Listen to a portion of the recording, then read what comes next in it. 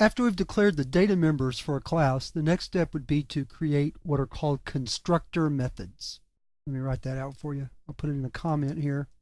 Constructor methods allow us to instantiate or declare a class object and provide that object with some data. Constructor methods are always declared as public, and they're also always declared using the same name as the class.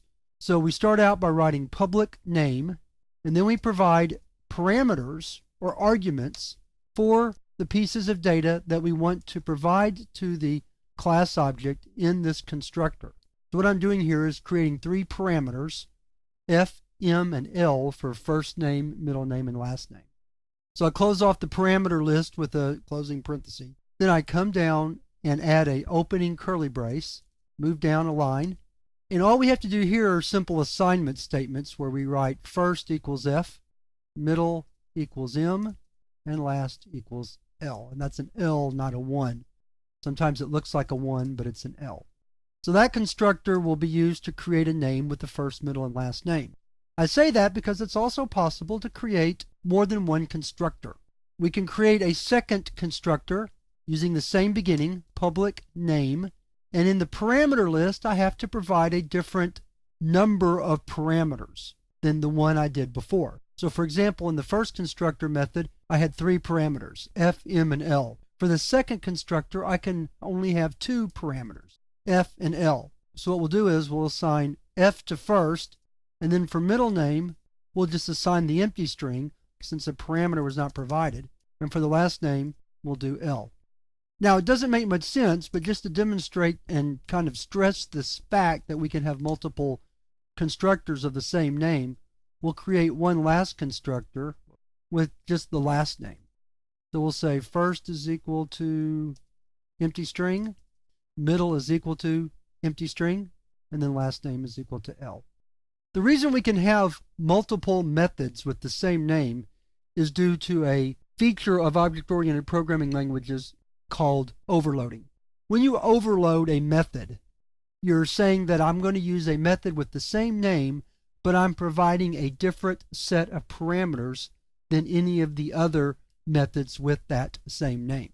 So you see I have 3 methods all named name, but each one has a different parameter list. This first constructor method has 3 parameters, the second method has 2, and the last one just has 1.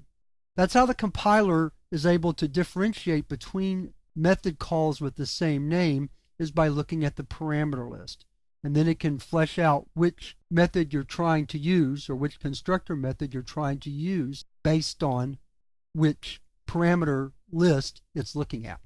When we call a constructor, we provide it with data, and then that data is assigned to the object that's created in the declaration statement. We're going to demonstrate that in another lesson or two, but I just wanted to point out what we're doing with the constructor. Before we leave though, let's look at one last example. We can also have what's called a default constructor. And a default constructor has no parameters, and it simply assigns each data member a default value, usually based on that data type. So for a string, the default value for a string is the empty string, just like the default value for an integer would be 0, or for a double as well. So this way I can create a name object without assigning it any data at the time if for some reason I need the object without any data in it. So it's always a good idea in any class that you create to add a default constructor to the definition. Interestingly enough, the compiler will provide a default constructor for you if you don't provide one yourself, but it's usually a good idea in a class definition to go ahead and make the default constructor explicit so that someone looking at the class definition will understand exactly what's happening when the default constructor is called. So that wraps it up for constructors. That's just about all we can talk about, certainly at this stage of the course.